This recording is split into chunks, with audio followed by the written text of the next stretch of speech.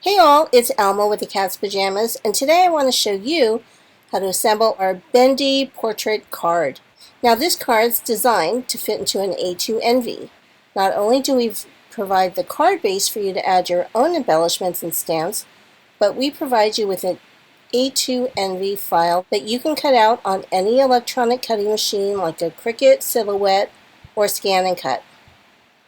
This card base has been created with swoopy bends, making it the perfect base for a card that has sea or grass or snow images.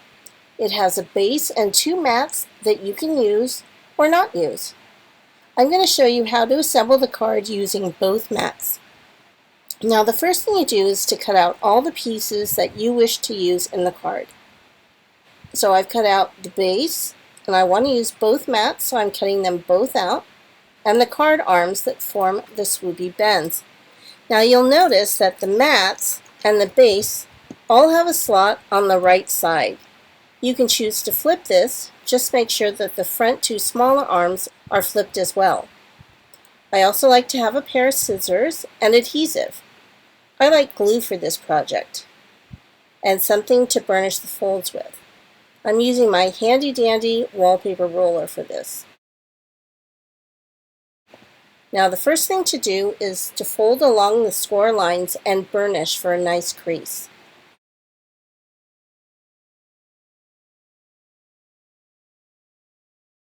The narrower arm will attach to the side where the slope is bigger. The wider of the arms will attach to the mats where the slope is the smallest. You can attach the arms to the back of the base card, but if you want a more seamless look, you can attach the arms to one of the mats. If you do this, just be aware that the corner of the tab of the arm may show in the window of the mat, so you may need to snip the corner of it just so it doesn't show. So let's assemble the card. I'm going to be attaching the arms to the top mat. So I'll face the arms the way that they would be opened, with the glue tabs toward the middle.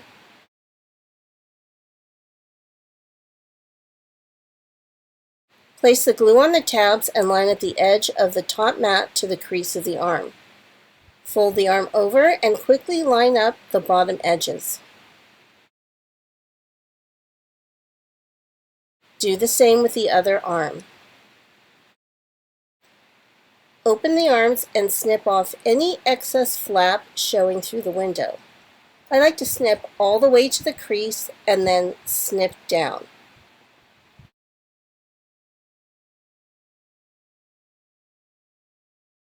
Now let's add the second mat. Place glue on the back of the front mat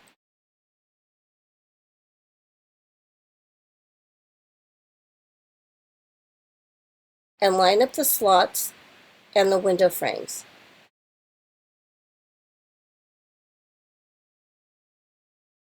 Finally, add the base piece by gluing to the last mat and lining up the slot and the bottom of the card.